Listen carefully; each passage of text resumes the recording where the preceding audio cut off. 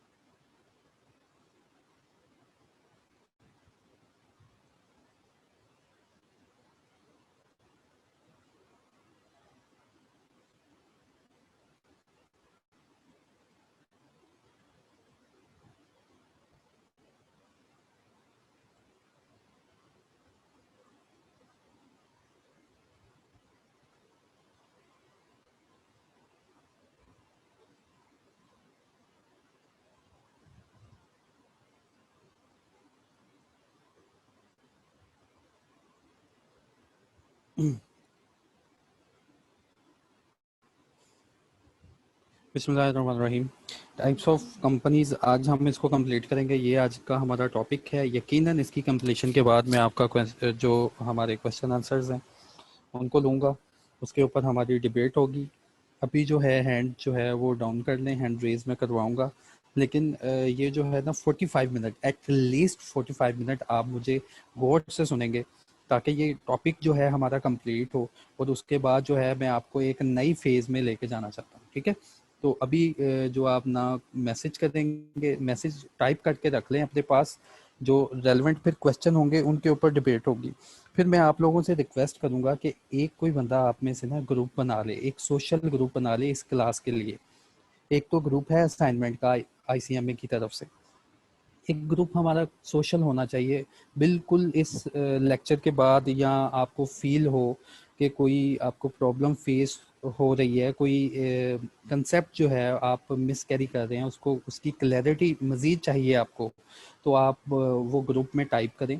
उसमें ग्रुप में मुझे भी रखें, तो उसमें जो है मज़ीद जो है उसमें आपकी हेल्प आउट कर सकता हूँ उस ग्रुप में। तो मैं रिक्वेस्ट करूँगा एक सोशल ग्रुप आप क्रिएट कर दें। ठीक है? तो चलिए स्टार्ट करते हैं हम। Types of companies. और मैं आपसे ये भी रिक्वेस्ट करूंगा, 4:10 पे क्लास स्टार्ट हो जाती है, तो आप सब लोग 4:10 पे आ जाया करें, ताकि जल्दी से हम अपने काम की तरफ चलें। बिस्मिल्लाहिर्रहमानिर्रहीम। टाइप्स ऑफ कंपनी, ये मैंने आपको पढ़ाया था कि कंपनीज एक्ट 2017 में कितनी किस्म की टाइप्स ऑफ कंपनी, कितनी किस्म की कंपनी हमें देखने को मिलती है। फिर मैंने आपको बताया था कि कुछ बेसिस हैं जिसकी बुनियाद पर on these basis we can categorise our companies, कि कंपनीज को ना हम इन क्लासेस में तकसीम कर सकते हैं। अगर रजिस्ट्रेशन देखनी हो ना, on the basis of registration, तो कंपनी जो है 4 किस्म की हैं। मैंने एक्सप्लेन कर दिया था, पढ़ा भी दिया था कि on the basis of registration, royal chartered company ऐसी कंपनी जो कि किंग और क्वीन पुराने ज़माने में एक चार्टर्ड पास करके बनाया करते थे, ठीक है, फॉर सम स्पेसिफिक पर्पस। और इसकी जो एग्जांपल थी मैंने आपको दी थी, द बैंक ऑफ जापान और well known east India company जो थी वो ऐसे ही बनी थी। इसके बाद मैंने आपको फिर बताया था स्टैट्यूटरी कंपनी क्या कौन सी होती है। सर, ऐसी कंपनी जिसके लिए एक स्पेशल एक्ट पास हो जाता है पार्लियामेंट से, और वो कंपनी इस स्पेशल एक्ट या ऑर्डिनेंस के जरिए वजूद में आती है, तो ऐसी तमाम कंपनीज को हम स्टैट्यूटरी कंपनीज बोलते हैं। सर, इसकी एग्जांपल क्या बताई थी आपने? तो मैंने इसकी एग्जांपल बताई थी हमारा SECP, हमारा FBR, हमारे जितने भी जो पब्लिक सेक्टर में कंपनीज हैं, ऑलमोस्ट उनकी जो जनरेशन है, जैसे हमारा ICMAP, तो सबकी जनरेशन एक स्पेशल एक्ट या ऑर्डिनेंस के थ्रू है, ये वहाँ से जनरेट हुए हैं, तो इनको हम बोल देते हैं statutory companies. Sir, registered companies कौन सी? ऐसी हर वो कंपनी जो अपनी रजिस्ट्रेशन कंपनी लॉ के मुताबिक करवाती है। कंपनी लॉ का मतलब क्या है? सर, कंपनी लॉ का मतलब है कंपनीज एक्ट 2017 का, कंपनीज एक्ट 2013 का, कंपनी ऑर्डिनेंस 2013, कंपनी ऑर्डिनेंस 1984 का, और इससे पुराने जो भी पाकिस्तान में कंपनीज लॉ इम्प्लीमेंट रहे हैं उसके मुताबिक अगर उसकी रजिस्ट्रेशन है तो वो रजिस्टर्ड कंपनी है। फॉरेन कंपनी ऐसी कंपनी जिसकी कोई भी रजिस्ट्रेशन पाकिस्तान में मौजूद नहीं होती, वो बाहर कहीं रजिस्टर होती है लेकिन पाकिस्तान में काम करने आई है, तो ऐसी कंपनी को हम बोलते हैं सर फॉरेन कंपनी। फिर मैंने आपको बताया था कॉर्पोरेट बॉडी क्या है। इन सबको कॉर्पोरेट बॉडीज बोला जाता है, और इनके रिलेटेड लॉ को बोलते हैं कॉर्पोरेट लॉ, ठीक है। ये मैंने अंडरस्टैंडिंग आपको दी थी। कॉर्पोरेट लॉ में सारे लॉज आ जाते हैं ऑन द बेसिस ऑफ। फिर ये मैंने आपको करवा दिया था, ये कंपनी एक्ट की में से लेके डेफिनेशन, ये कंपनी एक्ट के सेक्शन नंबर 2 में सारी डेफिनेशन मौजूद हैं। कंपनी एक्ट का सेक्शन नंबर 2, उसमें सारी की सारी डेफिनेशंस मौजूद हैं। देन मैंने आपको पढ़ाया था, हाँ जी, जो कंपनी जिसका एक स्पेशल एक्ट या ऑर्डिनेंस मौजूद है, जैसे पेपरा की मैंने एग्जांपल दी थी कि उसके पीछे एक एक्ट मौजूद है। उस एक्ट ने कहा था एक ऐसी कंपनी होनी चाहिए जो कि पब्लिक प्रोक्योरमेंट को, जो गवर्नमेंट परचेजिंग कर रही है ना, इसको देखे, इसको इसको जो है इसको कंट्रोल करे। आप नैब ओपन कर लें तो नैब की वेबसाइट पे लिखा होगा अबाउट अस में चले जाए, वो बताएगा आपको कि नैब कैसे जनरेट हुआ, ठीक है। इसकी रजिस्ट्रेशन SCCP में नहीं है। तो हर वो गवर्नमेंट की कंपनी जो कि एक स्पेशल एक्ट से पास हो जाए तो वो होती है स्टैट्यूटरी कंपनी। बॉडी कॉरपोरेशन में सारी कॉरपोरेशन आ जाती हैं, किसी की भी आप एग्जांपल दे दो, इन सबको बॉडी कॉरपोरेट बोलते हैं बच्चों। ये सबको बॉडी कॉरपोरेट कह सकते हो।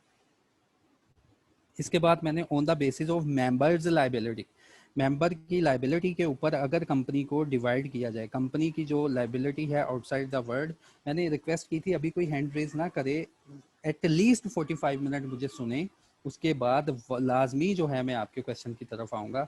सिर्फ और सिर्फ मुझे सुन लें एक बार।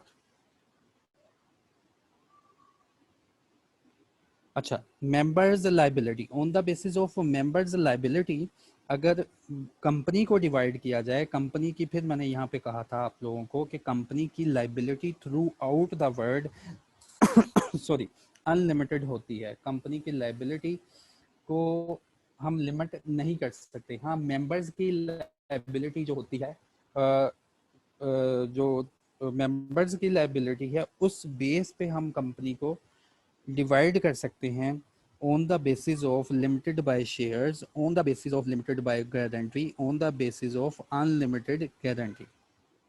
तो इसको अनलिमिटेड कंपनी बोलते हैं। तो लिमिटेड बाय शेयर्स का मतलब मेंबर्स की लायबिलिटी लिमिट होगी शेयर्स की वैल्यू तक, शेयर्स की वैल्यू तक, और शेयर की वैल्यू में अगर कुछ अनपेड अमाउंट रह गई, लेट्स सपोज में एक शेयर है 10 रुपए का, उसमें 8 रुपए पेड हैं, मेंबर की तरफ से 8 रुपए पेड हैं, 2 रुपए अनपेड हैं, तो जब भी कंपनी वाइंड अप हुई या जब भी कंपनी क्वेश्चन रेज करेगी तो इन 2 रुपए के लिए मेंबर को लायबल ठहराएगी। मेंबर की लायबिलिटी अनपेड अमाउंट तक लिमिटेड होती है। अगर उसने फुली पेड शेयर कर लिया है तो मेंबर की कोई लायबिलिटी नहीं रहेगी। लिमिटेड बाय गारंटी ऐसी कंपनी जिसमें मेंबर्स मेमोरेंडम में सब्सक्राइब कर देते हैं एक गारंटी, एक गारंटी फॉर्म लिख देते हैं कि मैं लायबल हूं कि जब ये कंपनी वाइंड अप होगी तब मैं इस कंपनी में कुछ हिस्सा या कुछ अमाउंट कंट्रीब्यूट करूंगा। तो ऐसी कंपनी को हम बोलते थे कंपनी लिमिटेड बाय गारंटी। और अनलिमिटेड कंपनी ऐसी कंपनी जिसमें मेंबर्स की भी लायबिलिटी अनलिमिटेड होती है। इसका मतलब अगर कंपनी वाइंड अप हो गई तो जितने भी वाइंडिंग अप पे लोगों के पैसे देने हैं सारे के सारे इसके मेंबर्स अदा करेंगे। ठीक है, on the basis of liability मैंने ये पढ़ा दिया था। उसके बाद कंपनी एक्ट में जो जो डेफिनेशंस आती हैं, on the basis of limited by shares, limited by guarantee और अनलिमिटेड कंपनी, ये मैंने पढ़ा दी थी। इसके बाद मैंने आपको करवाया था कि ट्रांसफरेबिलिटी ऑफ शेयर्स, ये मैंने आज करवाना है। इसको ज़रा गौर से सुने। ट्रांसफरेबिलिटी ऑफ शेयर्स, अगर शेयर ट्रांसफ़र होते हैं तो उसकी बुनियाद पर हम कंपनीज को कैसे डिवाइड करते हैं। देखें, प्राइवेट कंपनी और पब्लिक कंपनी, दो डॉक्यूमेंट होते हैं नेसेसरी किसी भी कंपनी को बनाने के लिए। अपने पास लिखें मेमोरेंडम ऑफ एसोसिएशन,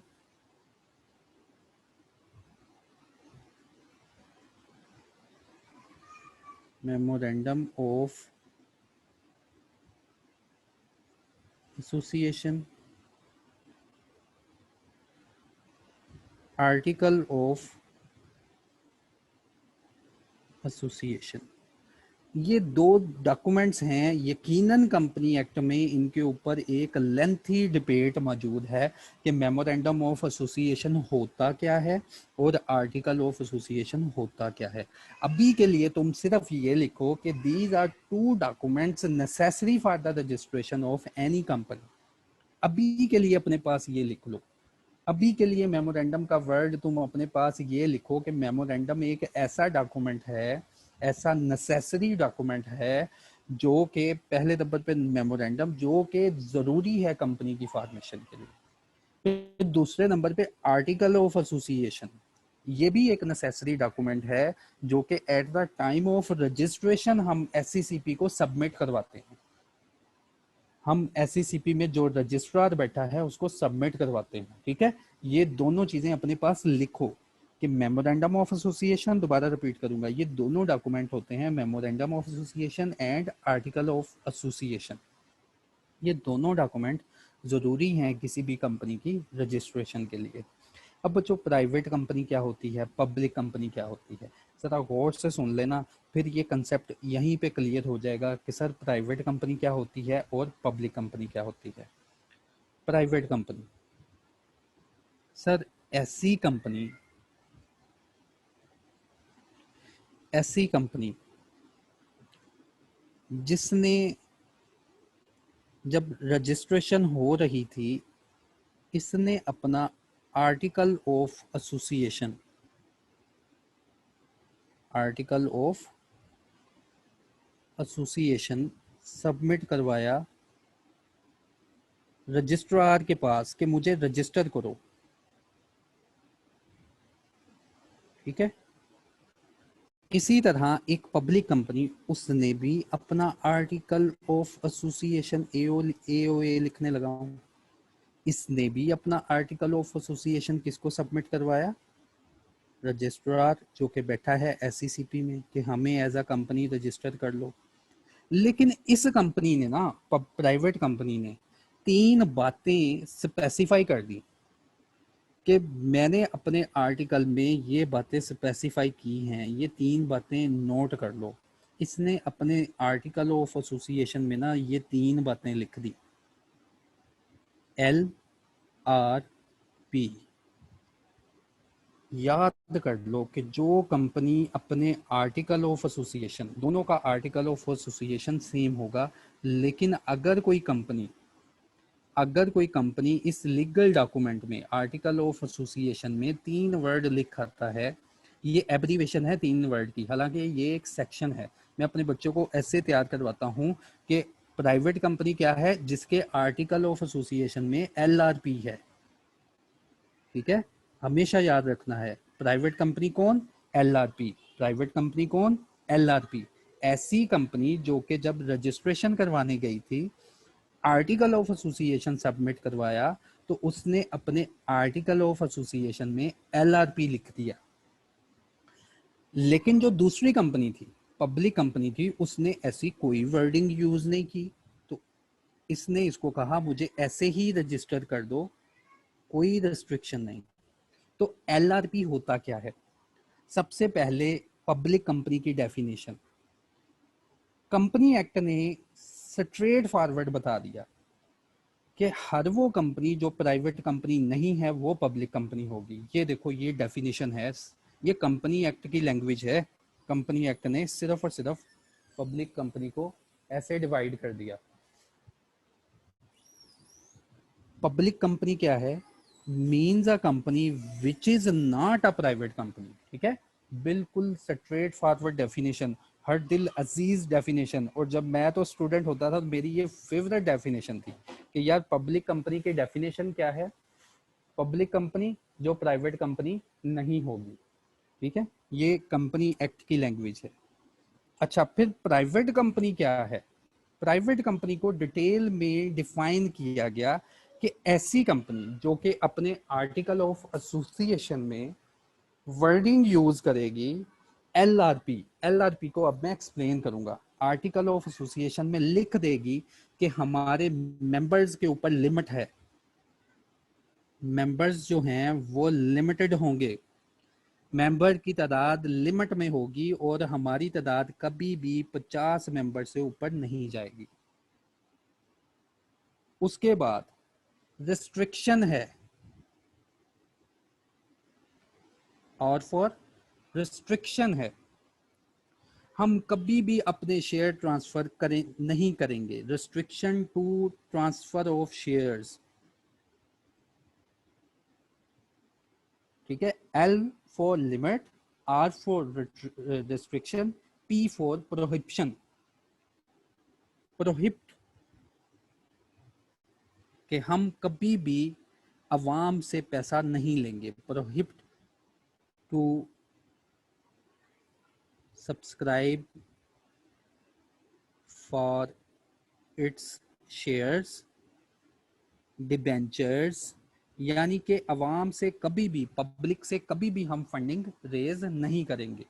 तो ऐसी कंपनी जो है प्राइवेट कंपनी बन जाती है। ठीक है, पब्लिक कंपनी क्या, जो प्राइवेट कंपनी नहीं होगी वो पब्लिक कंपनी होगी। हाँ, प्राइवेट कंपनी क्या, ऐसी कंपनी जो अपना आर्टिकल ऑफ एसोसिएशन सबमिट करवाए और उसमें LRP लिखा है। LRP एक सेक्शन है, सेक्शन नंबर 2।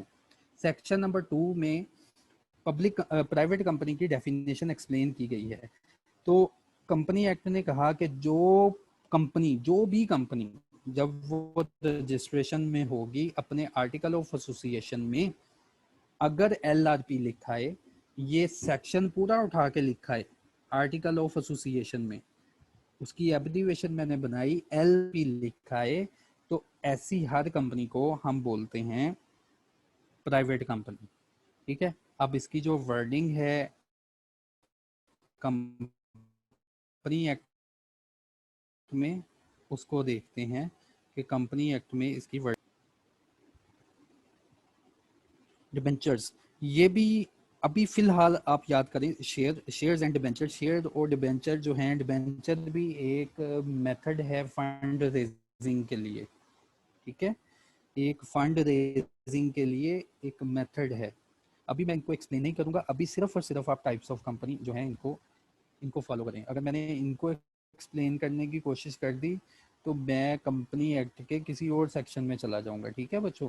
अभी फिलहाल ये देखो, पब्लिक कंपनी और उसके बाद private company means a company which bye it's article restrict the right to transfer the share, limit the number of its member to 50, including person not including the person who are in employment of the company, ठीक है, इनके employees के ऊपर restriction नहीं है, लेकिन जो company के ओनर्स हैं, जो शेयर होल्डर्स हैं, उनके ऊपर रिस्ट्रिक्शन है, वो कभी भी 50 से ज़्यादा नहीं होंगे।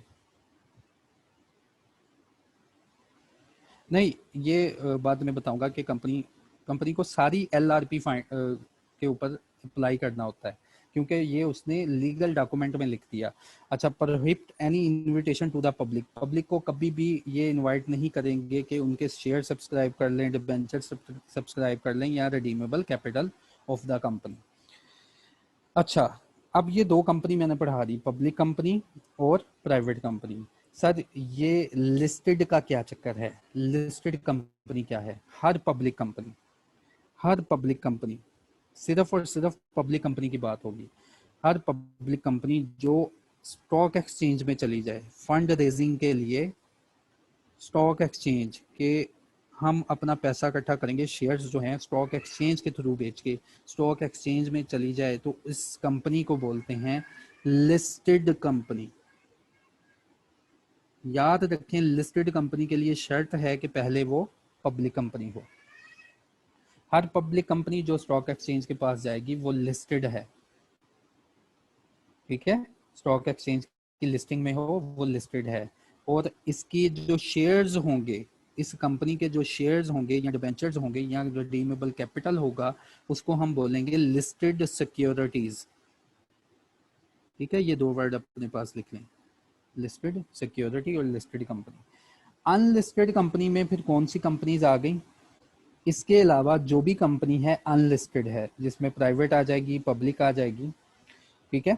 सिंगल मेंबर कंपनी है, single member company, SC private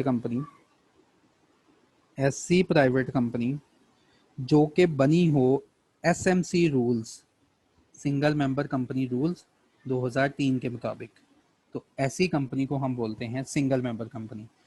इसकी ब्यूटी ये है कि इसमें सिर्फ और सिर्फ एक मेंबर होता है और ये प्राइवेट होती है। जब हम एसएमसी रूल पढ़ेंगे तो ये भी क्लियर हो जाएगा कि इसके ऑपरेशंस क्या हैं और ये कैसे बनती है, ठीक है। ये है on the basis of transferability of shares, ठीक है। इसके बाद जो लास्ट टाइप मेरे पास बचती है वो है on the basis of control. Control की बेसिस पे हम कंपनीज को डिवाइड कर सकते हैं। कंट्रोल क्या है? अब जरा एक डायग्राम देखें। ये एक कंपनी है, ये है कंपनी ए और ये है कंपनी बी।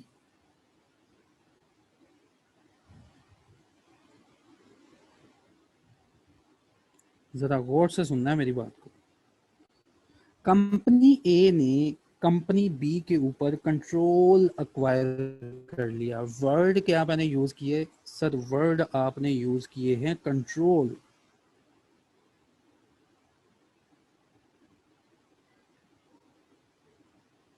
कंपनी ए ने कंपनी बी के ऊपर कंट्रोल अक्वायर कर लिया, तो कंपनी ए जिसने कंट्रोल अक्वायर किया, जिसने कंट्रोल कर लिया कंपनी बी को, उसको बोलेंगे होल्डिंग कंपनी।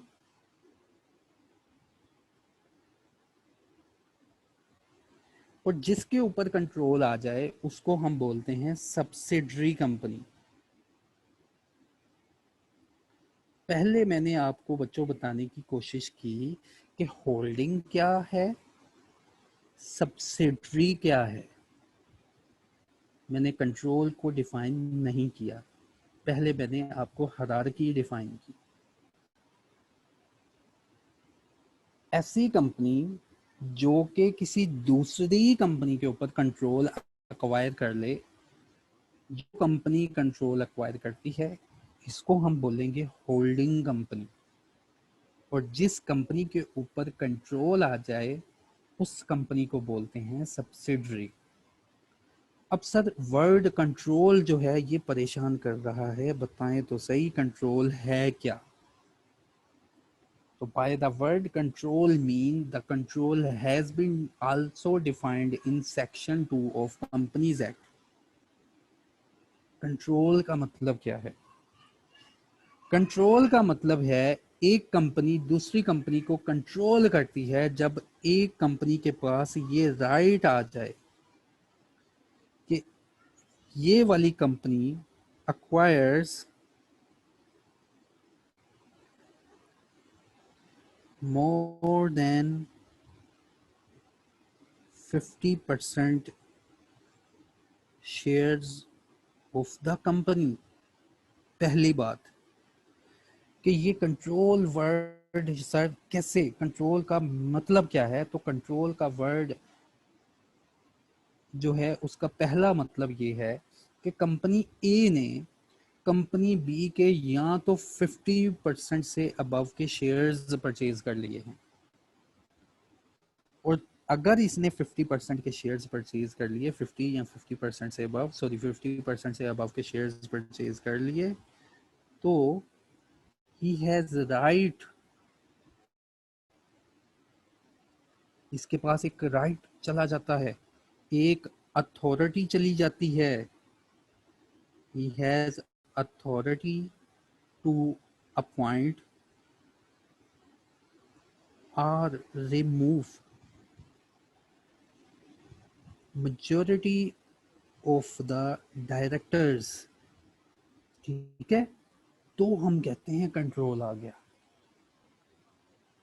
कंट्रोल को कंसाइज करके मैंने समझा दिया कि कंट्रोल होता क्या है। कंपनी ए ने कंपनी बी के ऊपर कंट्रोल एक्वायर कर लिया, तो कंट्रोल का मतलब क्या है? जिस कंपनी ने कंट्रोल किया उसको हम बोलेंगे होल्डिंग कंपनी, जिस कंपनी के ऊपर कंट्रोल आ गया इसको हम बोलेंगे सब्सिडरी कंपनी। ठीक है, तो कंट्रोल क्या है? अगर कंपनी ए कंपनी बी के 50% से मोर के शेयर्स परचेज कर ले, तो इसका मतलब इसके पास अथॉरिटी टू अपॉइंट या रिमूव, ये दोनों में से एक ताकत आ गई है इसके पास कि कंपनी बी का जो डिसीजन मेकिंग बोर्ड है उसको वेरिएट कर सकती है। तो सर इसको बोलते हैं होल्डिंग और सब्सिडरी का कंसेप्ट। मुझे बस कंप्लीट करने दे, 10 मिनट और रह गए, कंप्लीट करने दे, मैं आप सब लोगों की लाइव चैट की तरफ आऊँगा। ठीक है, आपकी लाइव चैट की तरफ आऊँगा, सारे कंसेप्ट हम क्लियर करेंगे, सिर्फ मुझे कंप्लीट करने दें। अच्छा, अब सर एक और कंसेप्ट है जो कंपनी एक्ट में यूज़ किया गया कि ये जो कंपनी बी है ना, इसने ऐसे ही किसी और कंपनी पे कंट्रोल एक्वायर कर लिया, जैसे कंपनी सी पे, कंपनी सी पे कंपनी बी ने कंट्रोल एक्वायर कर लिया, और कंट्रोल का वर्ड मैंने एक्सप्लेन कर दिया है यहाँ कि कंट्रोल कहते किसे हैं। कंपनी बी ने कंपनी सी के ऊपर कंट्रोल एक्वायर किया, तो कंपनी बी जो है कंपनी सी की होल्डिंग बन जाएगी। इसको मिंगल नहीं करना, ज़रा मैं एक बात बताना चाहता हूँ। कंपनी बी होल्डिंग होगी कंपनी सी की, और कंपनी सी जो है सब्सिडरी बन जाएगी कंपनी बी की। कंपनी एक्ट में क्या बताया गया? अब कंपनी एक्ट ने बताया कि होल्डिंग कंपनी क्या है, जरा गौर से सुनना। अब मैं डेफिनेशन हल्की सी चेंज करने लगा हूं। ऐसी कंपनी जो कि किसी कंपनी के ऊपर कंट्रोल एक्वायर कर ले, वो उस कंपनी की होल्डिंग कंपनी होगी, और जिसके ऊपर कंट्रोल आता है वो सब्सिडरी बन जाती है। फिर कंपनी एक्ट ने कहा सब्सिडरी की आगे सब्सिडरी, सब्सिडरी की आगे सब्सिडरी यानी कि कंपनी सी, इसको सब सब्सिडरी बोलते हैं कंपनी की सब्सिडरी की आगे कोई सब्सिडरी, वो भी कंपनी ए की, वो भी कंपनी ए की कंट्रोल में गिनी जाएगी, वो भी कंपनी ए की सब्सिडरी कहलाएगी। ठीक है, होल्डिंग कंपनी, सब्सिडरी कंपनी और सब सब्सिडरी कंपनी। इसके वर्ड जो हैं मैंने कहाँ से एक्सप्लेन किया, मैंने कंपनी एक्ट की डेफिनेशन से एक्सप्लेन किया। तो मैंने कंपनी एक्ट की डेफिनेशन ये लिखा हुआ है।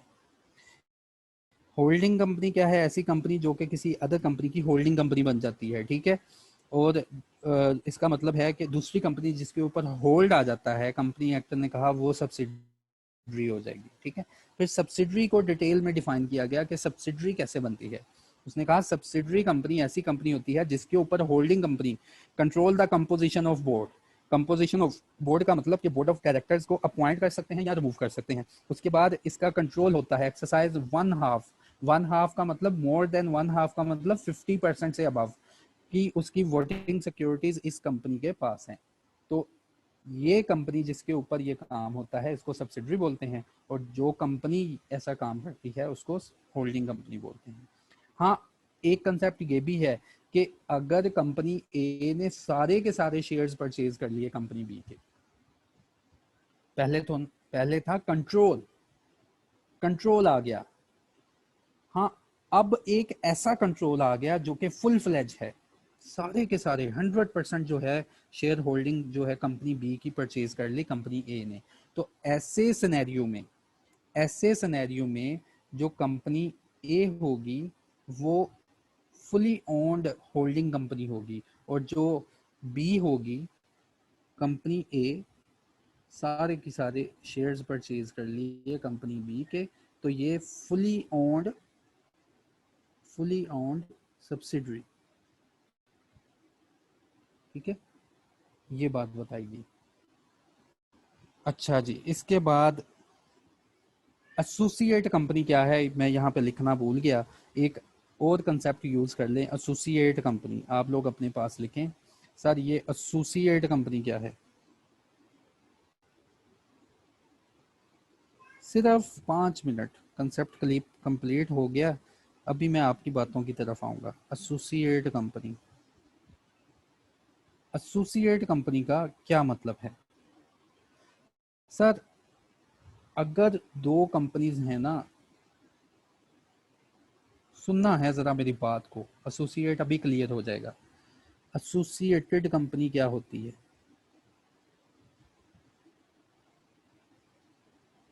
एसोसिएटेड कंपनीज को भी डिफाइन किया गया कंपनी एक्ट के सेक्शन नंबर 2 में। एसोसिएटेड कंपनी क्या है? सर अगर ये कंपनी लेट्स सपोज एक्स है और ये कंपनी लेट्स सपोज वाई है, अगर इस कंपनी के ऊपर सिग्निफिकेंट इन्फ्लुएंस, ये वर्डिंग आपने याद रखनी है, सिग्निफिकेंट इन्फ्लुएंस, सिग्निफिकेंट इन्फ्लुएंस, पीछे कंट्रोल के वर्ड यूज किए थे मैंने, यहाँ पे है सिग्निफिकेंट इन्फ्लुएंस आ गया, तो इन दोनों कंपनीज को एक वर्ड से डिनोट किया जाता है, उस वर्ड को हम कहते हैं associated companies.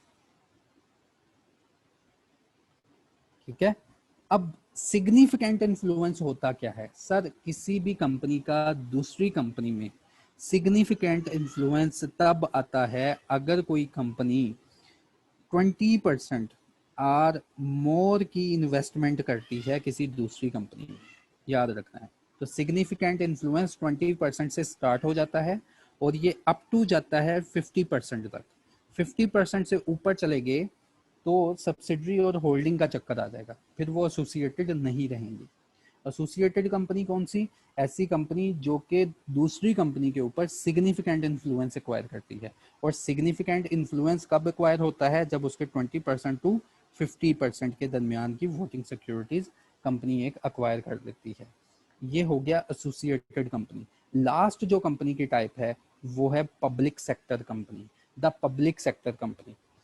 Public sector company कौन सी हैं? कंपनी एक्ट ने डिफाइन किया पब्लिक सेक्टर कंपनी को। पब्लिक सेक्टर कंपनी,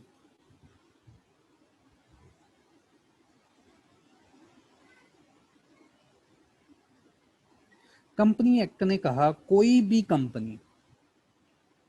भी कंपनी चाहे वो पब्लिक हो चाहे वो प्राइवेट हो, उसकी रजिस्ट्रेशन ना देखो, कुछ भी कंपनी हो, पब्लिक सेक्टर कंपनी का मतलब क्या है, चाहे वो पब्लिक हो चाहे वो प्राइवेट कंपनी हो, कोई भी कंपनी हो सकती है। पब्लिक सेक्टर कंपनी का मतलब कोई भी कंपनी, ये कंपनीज एक्ट की वर्डिंग है, इधर पब्लिक और प्राइवेट। कंपनी एक्ट ने कहा कि कोई भी कंपनी है पाकिस्तान में, कोई भी कंपनी है, या वो पब्लिक हो या वो प्राइवेट हो, कोई भी कंपनी हो जाए यार, जो पीछे तुमने टाइप पढ़ी है, अगर इस कंपनी में गवर्नमेंट की इन्वेस्टमेंट है 50% से मोर, तो ऐसी हर कंपनी को हम पब्लिक सेक्टर कंपनी बोलेंगे। कि ऐसी कंपनी या वो पब्लिक हो या वो प्राइवेट हो, कुछ भी हो जाए जिसमें गवर्नमेंट की 50% या मोर की इन्वेस्टमेंट चली गई, तो ऐसी कंपनी को हम बोलेंगे पब्लिक सेक्टर कंपनी। यानी आप इजी वर्ड्स में कह सकते हैं कि अगर गवर्नमेंट जो है वो होल्डिंग कंपनी बन जाए, गवर्नमेंट की कोई एजेंसी कोई अदारा होल्डिंग बन जाए, तो कोई भी कंपनी पाकिस्तान में मौजूद है, अगर वो पब्लिक है या प्राइवेट है, तो वो कंपनी कहलाएगी पब्लिक सेक्टर कंपनी। अब ये मैंने टाइप्स ऑफ कंपनीज बच्चों कंप्लीट कर दी है, टाइप्स ऑफ कंपनीज। अब आप लोगों के जो सिनेरियोज हैं या जो क्वेश्चन हैं उनका जो है मैं जवाब दूंगा। कोशिश कीजिएगा टाइप्स ऑफ कंपनी से ही रिस्ट्रिक्टेड हों, ठीक है, इररेलेवेंट हम क्वेश्चन जो हैं उनको डिस्कस ही ना करें। तो हैंड रेज है मेरे पास सुलेमान अहमद का, आप बात करेंगे सुलेमान?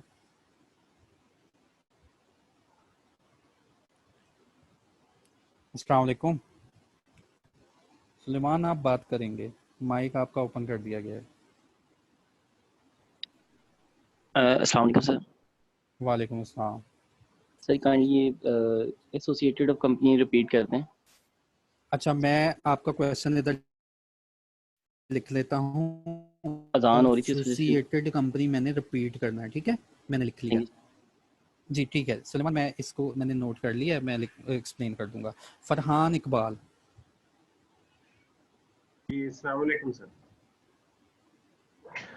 हेलो। वालेकुम अस्सलाम। जी सर, मैंने ये पूछना था कि जी अगर जी, आपकी आवाज़ आ रही। जी अगर कंट्रोल 50% से नीचे भी आ जाए, जैसा कि 47% है या 40% है और इतनी मेजोरिटी और किसी के पास नहीं है, तो फिर भी उसे एसोसिएटेड कहेंगे या होल्डिंग बन जाएगी? एसोसिएटेड के वर्ड मैंने इसका क्राइटेरिया लिखा था 20 to 50 की रेंज में। देखो जी कंट्रोल जी तभी आएगा ना जब आप अपनी बात मनवा सकोगे, आपके पास वोटिंग पावर इतनी आ गई है कि जो बात आप करेंगे वो ही मानी जाएगी। तो कंट्रोल का सर, मतलब है प्रैक्टिकली कि प्रैक्टिकली आपका ये होता है ना कि डिस्ट्रीब्यूटेड शेयर्स होते हैं, तो मेजोरिटी जो है वो 35-40 से भी अटेन हो जाती है, क्योंकि बाकी तो वो पूरे मुल्क में फैले होते हैं, लोग इकट्ठे नहीं हो पाते। तो नॉर्मली जो होल्डिंग। देखें जी देखिए फरहान फरहान होल्डिंग का कंसेप्ट वो बाद की बात है कि कोई इकट्ठा हो पाया या नहीं हो पाया, मीटिंग हुई, देखो मीटिंग हुई, कोई इकट्ठा हो पाया या नहीं हो पाया, ये बात की बात है। फिलहाल हमने देखना है कि एक कंपनी दूसरी कंपनी के ऊपर अपनी मर्जी जो है वो इम्प्लीमेंट कर सकती है। वो कब कर सकती है? अगर उसके पास 51% की होल्डिंग होगी। तो जो कंपनी एक डिसीजन लेना चाहेगी वही दूसरी कंपनी से डिसीजन दिलवा देगी। वो बाद जी की बात है सर। फरहान कि कोई कमेटी, ठीक है। अच्छा रिजवान अली, कुछ तो इस डिस्कशन के बाद ना बिल्कुल आपने कनेक्टेड रहना है। इंशाल्लाह हमने एक बिल्कुल बेसिक जो है ना हमारी अंडरस्टैंडिंग क्लियर करनी है, इसके बाद हम सब लोग वन पेज पे आ जाएंगे। जी रिजवान अली। वालेकुम अस्सलाम। अच्छा सर, मैंने पूछना था ये जो पब्लिक और प्राइवेट में होता है, ये प्राइवेट। जी जी, पब्लिक और प्राइवेट में होता है। जी रिजवान जल्दी बोलो, मैंने कहा जल्दी सर बोले 10।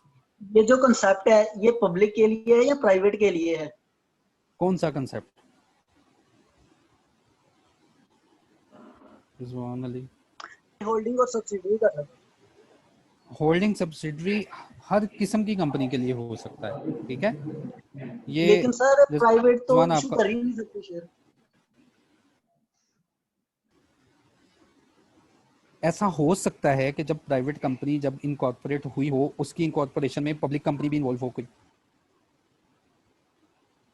और एक और सर एक क्वेश्चन था, फुली ओन्ड कंसेप्ट में अमेलगामेशन और मर्जर में फिर क्या डिफरेंस है? यार वो अकाउंटिंग कंसेप्ट है, ठीक है। वो अकाउंटिंग कंसेप्ट है कि इन्होंने अपनी जो बैलेंस शीट जो है या इन्होंने कैसे बिजनेस को रन करना है, लेकिन इन ये ऐसी कंपनीज हैं जिनकी कंपनीज और एक्ट में रजिस्ट्रेशन अलग अलग मौजूद है, ठीक है। अमलगामेशन में ये होगा कि ये दोनों कंपनीज अपनी रजिस्ट्रेशन छोड़ेंगी, दोबारा से एक नई कंपनी की सूरत में अमर्ज हो जाएंगी। जी थैंक यू सर। अच्छा जी, मिसबा।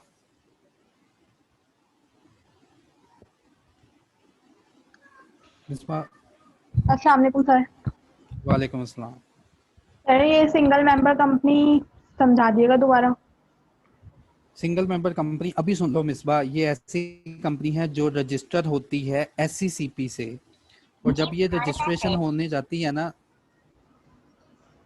SCCP से रजिस्ट्रेशन होने जाती है ना, तो ये कहती है कि मेरे पास सिर्फ एक ही मेंबर है, और एक रूल है आपका जिसको आप बोलते हैं सिंगल मेंबर कंपनी रूल, जो कि 2013 में आया था, 2003 में आया था, उसके मुताबिक मुझे रजिस्टर कर दें। तो ऐसी कंपनी को हम बोलते हैं सिंगल मेंबर कंपनी, ठीक है। थैंक ये यू सर। यहीं पे क्लियर हो गया। अच्छा, आगे है शहजाद अकील साहब।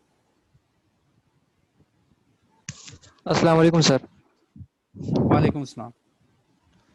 सर ये प्राइवेट और पब्लिक कंपनी का थोड़ा सा समझा देंगे, जो आपकी आवाज़ चली गई थी और बिल्कुल समझ नहीं है उसकी। ठीक है, ठीक है, मैं प्राइवेट में और पब्लिक में दोबारा जो है फर्क बता दूंगा। मैंने आपका क्वेश्चन लिख लिया।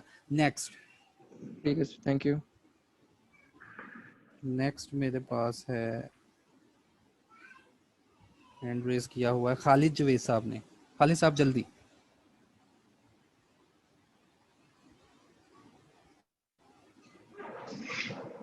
हेलो खालिद साहब, खालिद साहब डिस्टोर्शन काफी आ रही है, जल्दी बात करें। ठीक है, मैं दावा दूंगा हिना निसार को। हिना निसार बात करेंगे। बच्चों जल्दी से इस डिस्कशन को वाइंड अप करें ताकि जल्दी क्वेश्चन पूछें अपने, ताकि दूसरे सर मेंबर मुझे ये इंतजार पूछना करें। था कि बुक्स कौन सी से पढ़ना है, और आप जो मटेरियल पढ़ा रहे हैं या आपसे कुछ कनेक्ट करना हो तो वो कैसे कर सकते हैं? इसका व्हाट्सएप ग्रुप हमने बनाया हुआ है, उसमें डेली आपको फीड मिलती है, डेली फीडबैक मिलता है आपको सर स्लाइड्स एक्चुअली का। आज आपने मेरी सिर्फ और फर्स्ट क्लास है सिर्फ, तो मुझे पता नहीं है ग्रुप का। ठीक है ना, वो ग्रुप में आपको ऐड कर लिया जाएगा, स्लाइड आपको मिल जाएंगी। आपने जो मेरी तरफ से मटेरियल होगा इसी को तैयार करना है। मोहम्मद वजाहत।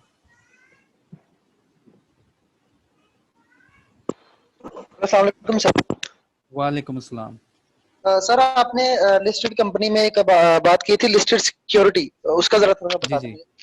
ठीक है, मैं लिख लेता हूँ वर्ड लिस्टेड सिक्योरिटी, ठीक है, ये मैं बता दूंगा। नेक्स्ट, हमजा जावेद। हमजा जावेद चला गया मेरे ख्याल से। तो उसके बाद बचा है वजाहत, शहजाद अकील साहब हो गए थे, वजाहत हो गया, ठीक है। मैंने सबके बातों का जवाब दिया। अब मैंने जो बातें रिपीट करनी है टाइप्स में वो मेरे पास आ गई हैं, मैं उनको रिपीट करूंगा बच्चों। तो देखें, सबसे पहले मुझसे क्वेश्चन पूछा गया पब्लिक और प्राइवेट का, एसोसिएट का पूछा गया, लेकिन उसको मैं बाद में लेता हूँ। 2 हैंड रेज हुए हैं।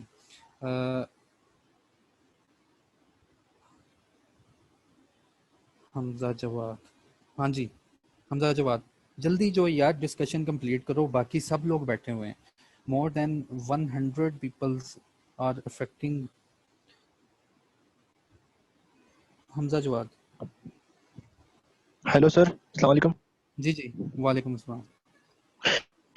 सर जो पब्लिक सेक्टर कंपनी है सर, बेसिकली सर ये सेमी गवर्नमेंट की टर्म्स में आएंगी सर, कि उनके मतलब गवर्नमेंट के 50% शेयर्स हैं उसके अंदर, जो सेमी गवर्नमेंट की टर्म होती है। यार कह लो आप उनको कुछ भी कह लो, सेमी गवर्नमेंट कह लो, पार्शली गवर्नमेंट कह लो, लेकिन कंपनी एक्ट उसको कहता है पब्लिक सेक्टर कंपनी। ठीक है, जो कंपनी एक्ट की लैंग्वेज है मैं तो वही बताऊंगा ना आपको। Okay sir, thank you. ठीक है, अनीस गुल जो है ये बात कर। Okay sir, thank you. जी जी, अनीस गुल।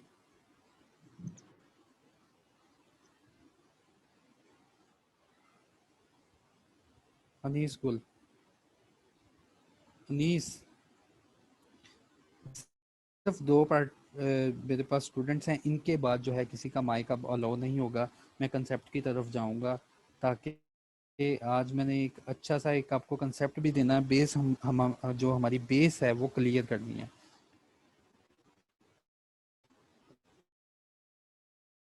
दानियाल,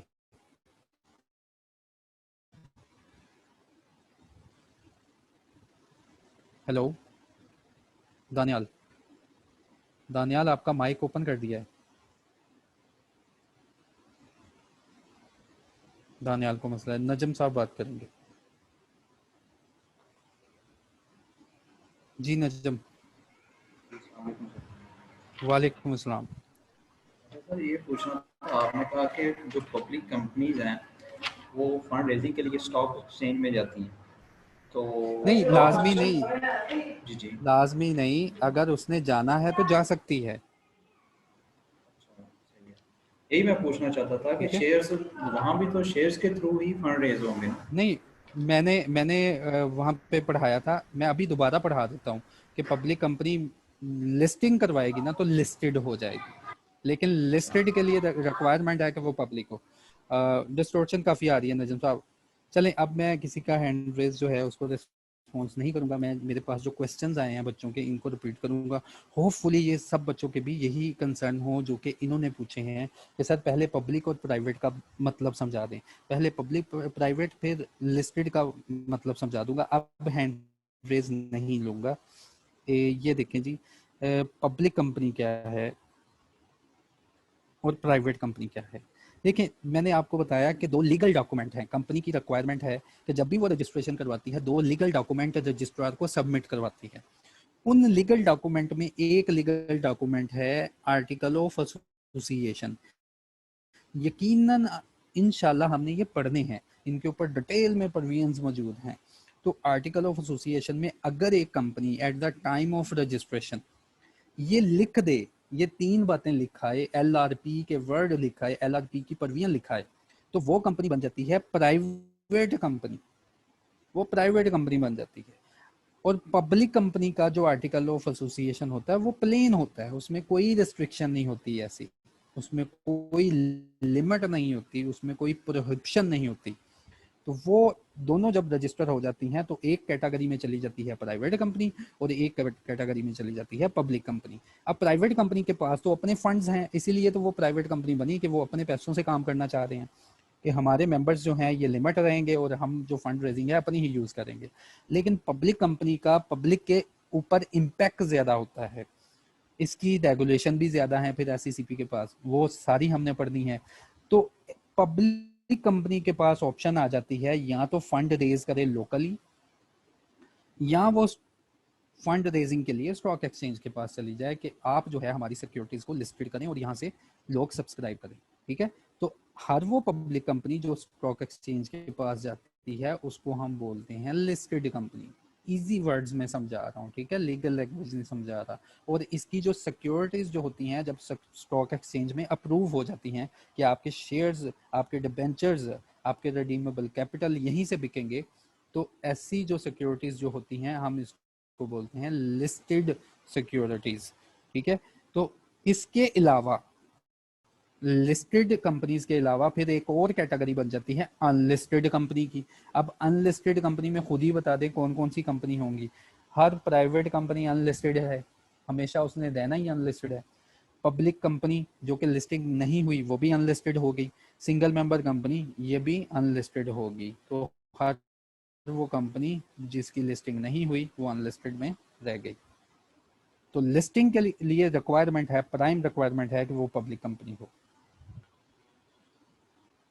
इसके बाद मैंने आपको कंसेप्ट पढ़ाया कंट्रोल का कि एक कंपनी दूसरी कंपनी के ऊपर कंट्रोल एक्वायर कर ले, तो जो कंपनी एक्वायर करती है कंट्रोल, उसको होल्डिंग कंपनी जिसके ऊपर कंट्रोल आ जाता है उसको हम कहते हैं सब्सिडरी।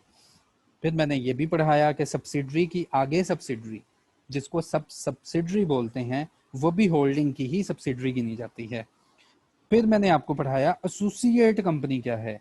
अगर एक कंपनी का दूसरी कंपनी के ऊपर सिग्निफिकेंट इन्फ्लुएंस आ जाए, सिग्निफिकेंट इन्फ्लुएंस एक्वायर कर ले, तो सिग्निफिकेंट इन्फ्लुएंस अगर एक्वायर हो गया तो जिस कंपनी ने ये इन्फ्लुएंस एक्वायर किया और जिस कंपनी के ऊपर ये इन्फ्लुएंस आ गया, हम दोनों को एक रिलेशनशिप में जोड़ देते हैं और इस रिलेशन का नाम है एसोसिएटेड।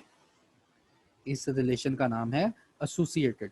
तो एसोसिएटेड शिप के लिए रिक्वायरमेंट है कि एटलीस्ट 20%, नॉट मोर देन 50%, कि कम से कम 20% और ज्यादा से ज्यादा जो है ना 50% से बिलो ही रहना है, तो सिग्निफिकेंट इन्फ्लुएंस आ जाता है। तो ये सारे जवाब मैंने आप लोगों को दिए। तो ये कंप्लीट हो गया टाइप्स ऑफ कंपनीज। अब बच्चों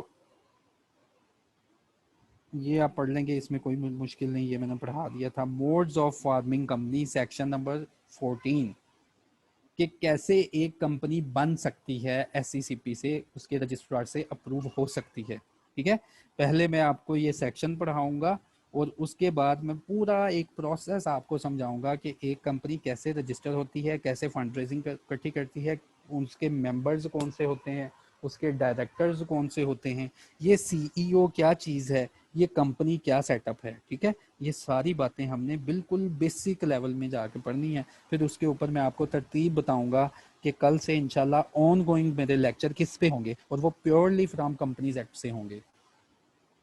mode of forming company, section number 14। Section number 14 कहता है, इसकी एक्सप्लेनेशन मैं पहले पढ़ देता हूँ। सेक्शन नंबर 14 की एक्सप्लेनेशन ये है, उसने कहा कि मिनिमम पब्लिक कंपनी बनाने के लिए 3 आर मोर पर्सन में फॉर्म अ पब्लिक कंपनी। कितनी आसान बात है। कंपनी एक्ट ने कहा कि अगर किसी ने पब्लिक कंपनी बनानी है तो उसकी रिक्वायरमेंट है कि कम से कम उसके पास 3 मेंबर्स हों। ये पर्सन, लीगल पर्सन की बात की है। ठीक है, पर्सन्स मौजूद हों। उसके बाद अगर 2 या 2 से ज्यादा लोग 2 या 2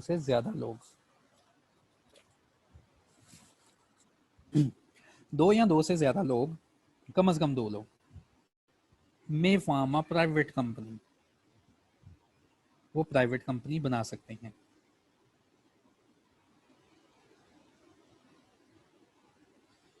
ठीक है, 2 या 2 से ज्यादा लोग प्राइवेट कंपनी बना सकते हैं, और सिर्फ 1 पर्सन जो है सिंगल मेंबर कंपनी बना सकता है। ये इस सेक्शन नंबर 14 की इजी एक्सप्लेनेशन है। अब कंपनी एक्ट में इससे भी मजीद जो है टफ लैंग्वेज यूज हुई है, लेकिन उसको फिर जो है इजी लैंग्वेज में लिखने की कोशिश की कि 3 or more person associated for any lawful purpose. 3 या 3 से ज्यादा पर्सन जो कि आपस में इकट्ठे हों किसी लॉफुल काम के लिए, पर्पस के लिए, may by subscribing their names to the memorandum of association, वो एक मेमोरेंडम ऑफ एसोसिएशन को फिल करें और जितनी भी रजिस्ट्रेशन की रिक्वायरमेंट है उनको कंप्लाई करें, तो वो बन जाएगी पब्लिक कंपनी। डन हो गया। 2 or more person, so associated, ऐसे ही एसोसिएशन हो उनकी किसी लॉफुल काम के लिए, और मे इन द लाइक मैनर, और इसी तरीके से एक मेमोरेंडम फुलफिल करें, तो वो बन जाएगी प्राइवेट कंपनी। 1 पर्सन में form a single member company. ठीक है, ये सेक्शन नंबर 14 ने बता दिया। अब सेक्शन नंबर 15 ने बताया कि सेक्शन नंबर 14 ने गाइड किया है कि पब्लिक कंपनी के लिए मिनिमम जो रिक्वायरमेंट है 3 पर्सन्स की है, 3 मेंबर्स की है, और प्राइवेट के लिए 2 मेंबर्स की है। अब अगर तादाद इनसे कम हो जाए तो क्या करना है, वो गाइडलाइन प्रोवाइड की सेक्शन नंबर 15 ने।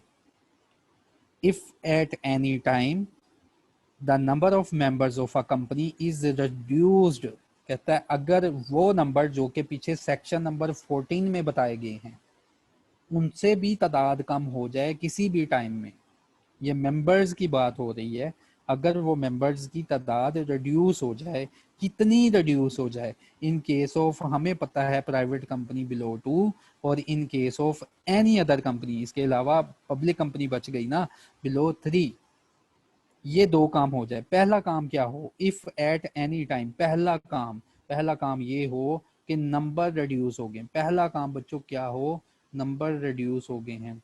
सेक्शन नंबर 15 को इजी एक्सप्लेन किया। सेक्शन नंबर 15 ने क्या बताया कि पहला काम तो ये देखो कि नंबर रिड्यूस हो गए हैं।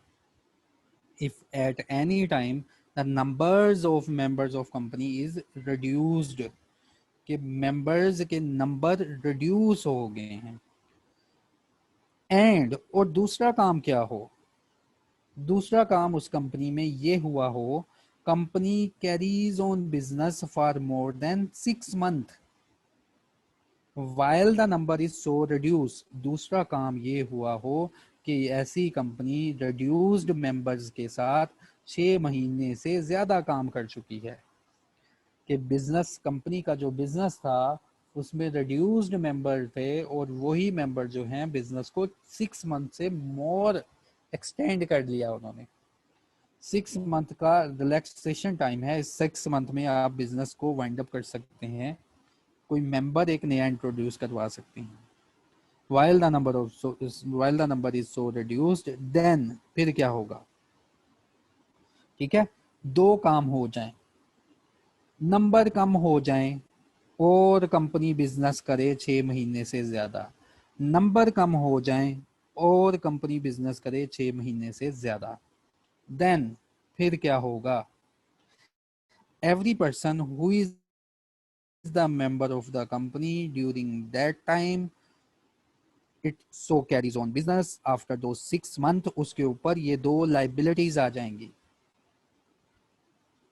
shall be severally liable for the payment of whole debts of the company, कहता है जो मेंबर भी इस कंपनी में पाया जाएगा, फिर सेवरली का मतलब किसी को भी पकड़ के कह सकते हैं सारी कंपनी के ऊपर जो कर्जा जाते हैं, जो लोगों का देने वाला पैसा है अदा करो, और अदालत में may be sued therefore without joinder in the suit of any other member, कहता है अदालत में ऐसे किसी मेंबर्स के ऊपर अकेला भी सूट किया जा सकता है, अकेला केस फाइल किया जा सकता है, या इकट्ठों के ऊपर भी एग्रीगेटली केस भी फाइल किया जा सकता है। इजी लैंग्वेज में मैंने आपको सेक्शन नंबर 15 समझा दिया, अगर आप इसको 2-3 बार पढ़ेंगे तो आपको भी समझ आ जाएगी कि ये कहानी क्या है, ठीक है। तो ये था बच्चों types of company, minimum number required for the company registration, फिर अगर मिनिमम नंबर से भी कम जाते हैं और आप बिजनेस कंटिन्यू रखते हैं तो उसके ऊपर क्या फाइन होगा वो मैंने आपको गाइड किया। इसके बाद जो मेरे पास स्लाइड है वो है बेसिक कंसेप्ट्स की। हम सब लोगों को इस बात का पता होना चाहिए, यकीनन यहाँ पे ऐसे बच्चे भी मौजूद हैं जिनको ये बातें पहले से पता हैं, लेकिन मेजॉरिटी मेरे पास ऐसे बच्चों की है, मेजॉरिटी मेरे पास ऐसे बच्चों की है जिनको बेसिक कंसेप्ट ही नहीं पता कि कंपनी कैसे बनती है और इसके ऑपरेशंस जो हैं कौन परफॉर्म कर रहा है। बच्चों एक बात याद रखो, कंपनी एक्ट एक बिल्कुल रफ सब्जेक्ट है, लेकिन अल्हम्दुलिल्लाह इंटरेस्टिंग सब्जेक्ट बच्चे को नहीं लगा। ये इंशाल्लाह मेरी गारंटी है, तुम सारे सब्जेक्ट से ज्यादा तुम्हें मोस्ट इंटरेस्टिंग सब्जेक्ट ये कंपनीज एक्ट लगेगा। कंपनीज एक्ट इंटरेस्टिंग इसलिए लगेगा क्योंकि इसकी डिस्ट्रीब्यूशन ही मैंने अल्लाह के करम से ऐसे की है कि आपको फील ही नहीं होगा कि आप लॉ पढ़ रहे हैं या आप कोई रफ सब्जेक्ट पढ़ रहे हैं। दूसरी बात ये नोट करो कि यार जब भी ये आप क्वालिफाई होंगे ना तो लोग आपसे बाय फेस ये बातें पूछेंगे, इसलिए ये बातें जो है प्रैक्टिकल हैं, ये हमारी लाइफ में हो रही हैं। साथ साथ अब मैंने कल से आपको सेक्रेटेरियल प्रैक्टिसेस की तरफ भी लेके जाना है। अब ये देखना सब लोग कि कंपनी में बेसिक जो चीजें हैं वो कौन कौन सी होती हैं, कैसे एक कंपनी बनती है। ठीक है, तो पहली स्लाइड है मेरे पास ये, इसको मैं एक्सप्लेन जो है ना इसके स्क्रीनशॉट्स बना लेने हैं। कि फर्स्ट वन मैं आपको बताऊंगा कंपनी फॉर्मेशन। कंपनी फॉर्मेशन, एक कंपनी कैसे फॉर्म होती है। जितनी बातें मैं करूंगा ना सारी की सारी कंपनीज एक्ट में मौजूद हैं और इन सारी बातों के ऊपर डिटेल में सेक्शन मौजूद हैं। जैसे ये आपको डायग्राम नजर आ रही है, इन लोगों ने सोचा कि क्यों ना एक लॉजिस्टिक का बिजनेस स्टार्ट किया जाए।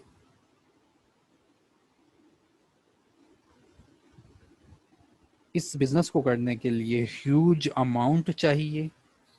इन लोगों ने सोचा कि इतनी बड़ी अमाउंट से बिजनेस करेंगे तो जाहिर बात है ज्यादा बड़ा बिजनेस होगा तो लाइबिलिटी भी ज्यादा होगी ना।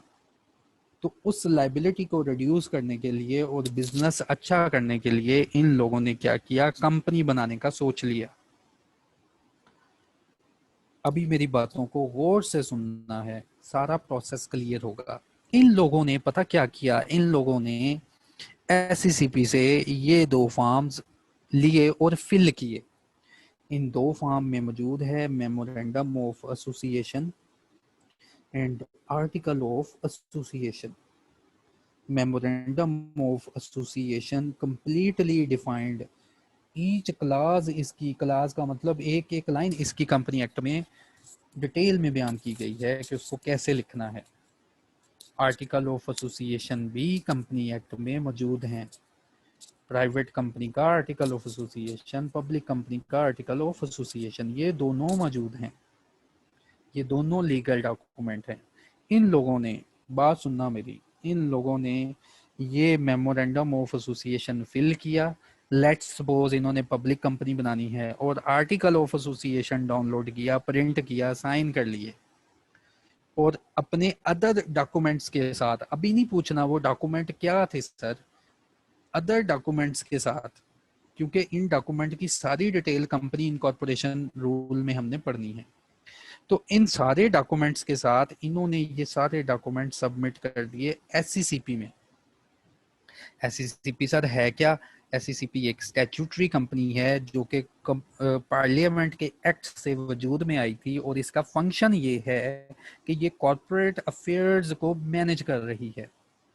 कॉर्पोरेट का वर्ड मैंने बोल दिया कि ये इसके जो कंपनीज एक्ट में जितनी भी कंपनी आती हैं, जितने भी फॉरेन कंपनी आती हैं, ये उनको मैनेज कर रहा है। तो रजिस्ट्रेशन के लिए हमने एससीसीपी को या तो मैनुअल डॉक्यूमेंट दे दिए या उसको मेल कर दी, ईमेल के थ्रू, ई रजिस्ट्रेशन के थ्रू हमने अप्लाई कर दिया। ठीक है, यहाँ तक प्रोसेस समझ आ जाना चाहिए। उसके बाद एससीसीपी में बैठा हुआ है एक रजिस्ट्रार बैठा हुआ है। इसने सारी लिस्टिंग चेक की कि कौन कौन बंदा इन्वॉल्व है कंपनी की फॉर्मेशन में, ये क्या करते रहे हैं, इनके क्या सीएनआईसी हैं, इनके रजिस्टर्ड एड्रेस क्या हैं, वो सारी रिक्वायरमेंट जो कि इसके माइंड में डाली हैं कंपनी इनकॉर्पोरेशन रूल ने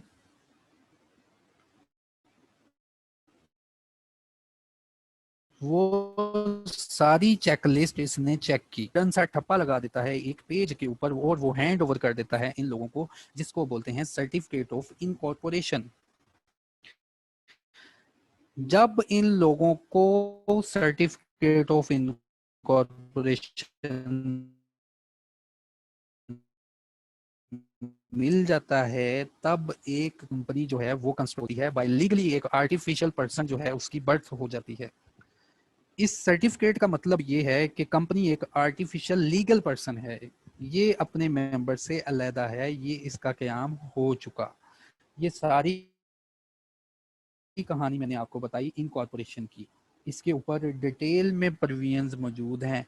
मैं अभी आपको इनकॉर्पोरेशन नहीं पढ़ाऊंगा, ठीक है, मैं अभी आपको कहीं और किसी और एरिया की तरफ लेके जाना चाहता हूँ। इनकॉर्पोरेशन इसका स्क्रीनशॉट बना ले। इसके ऊपर टोटल जो है सेक्शन नंबर, ये बात स्टार्ट हो जाती है 10 से लेकर सेक्शन नंबर, कंपनीज एक्ट के जो सेक्शन है ऑफ अबाउट 39 ये कवर होते हैं इस कहानी में। अभी वो सेक्शन क्या है मैंने इनको अभी स्टार्ट नहीं करना, लेकिन आपको अंडरस्टैंडिंग होनी चाहिए कि एक कंपनी कैसे बनती है। ठीक है, इसकी अंडरस्टैंडिंग होनी चाहिए, ये अंडरस्टैंडिंग लाजमी होनी चाहिए, क्योंकि मैंने अपना एक major most important topic start करना है। कंपनी का क्याम होने के बाद इन लोगों ने क्या किया, जैसा कि मैंने बताया ये एक पब्लिक कंपनी रजिस्टर हुई है। इन लोगों ने प्रोस्पेक्टस जो था वो बनाया, SCCP से अप्रूव करवाया, और वो प्रोस्पेक्टस अपने आइडियाज़ के साथ कि हम एक लॉजिस्टिक कंपनी बनाना चाहते हैं, अपने आइडियाज़ के साथ वो प्रोस्पेक्टस इन्होंने पब्लिक कर दिया। ठीक है, इन्होंने मेड अवेलेबल फॉर पब्लिक कर दिया। और याद रखना है प्रोस्पेक्टस में शेयर एप्लीकेशन मौजूद होती है कि आए हमारा प्रोस्पेक्टस जो है इसमें शेयर एप्लीकेशन लगी है, इसको फिल करें, और जो बैंक बताया होगा उसमें पैसों के साथ ये शेयर एप्लीकेशन जितने आपने शेयर सब्सक्राइब करने हैं उसके साथ उतने पैसे जमा करवा दें। ठीक है, यहाँ तक भी कहानी क्लियर होनी चाहिए। शेयर एप्लीकेशन, प्रोस्पेक्टस और किन लोगों ने इशू किया और पब्लिक को इशू हुआ। अब सारी पब्लिक तो है, सारी पब्लिक मौजूद है, सारे बंदे तो इंटरेस्टेड नहीं होंगे, सिर्फ और सिर्फ वो बंदे इसको सब्सक्राइब कर लेते हैं जो कि इंटरेस्टेड होंगे। ठीक है, वो लोग इसको सब्सक्राइब कर लेंगे जो कि इंटरेस्टेड होंगे, पैसे जमा करवा देंगे और इस तरह कंपनी के पास इन्वेस्टमेंट इकट्ठी हो जाएगी। इसके बाद अच्छा, यहाँ तक जो किसी का क्वेश्चन है ना, मैं पहले वो ले लूँ फिर इसके बाद अगली कहानी बताता हूँ। नुमान अफजल, बात करो जल्दी से, हैंड रेस किया आपने। यहाँ तक किसी का क्वेश्चन है ना, जल्दी आ जाओ, 10 मिनट में आप लोगों पे लगाऊं ताकि मुझे क्लियर हो कि आपको बातें समझ आ रही हैं। जी नुमान अफजल। अस्सलाम वालेकुम सर। जी जी अस्सलाम वालेकुम सर। जी जी सर ये public limited company member minimum partner की जो तादाद होती है वो 7 होती है ना? यार, 2 वर्ड ऐसे बोल दिए जिनका जमीन आसमान का ताल्लुक ही नहीं है। पब्लिक कंपनी पार्टनर्स की तादाद, सर पब्लिक लिमिटेड कंपनी जो होती है उसमें पार्टनर की तादाद 7 होती है, ये मैंने सर कहीं पढ़ा था, मिनिमम पार्टनर यार की तादाद। आपने ना यही मैं कहता हूँ कि आपने जो पढ़ा हुआ है ना उसको छोड़ दो। वो मिनिमम पार्टनर नहीं थे, पार्टनर तो कंपनी में होता ही नहीं, कंसेप्ट नाम ही नहीं होता पार्टनर का। आपने कहीं किताबों में ये पढ़ा था, मैं बता देता हूँ आपको, पब्लिक लिस्टेड कंपनी में मेंबर्स की तादाद, डायरेक्टर्स की तादाद एटलीस्ट 7 होगी। ये आपने पढ़ा था मेरे भाई, जिसको आप मिस कैरी करके यहाँ पे ले आए। कंपनी में तो पार्टनर, यार खुदा का खौफ करो, मैंने पहले दिन के लेक्चर में ये क्लियर करवाया था कि हमने पार्टनरशिप की बात नहीं करनी, यहाँ पार्टनर का चक्कर नहीं है। सुफियान, जी सर। सुफियान बात करेगा।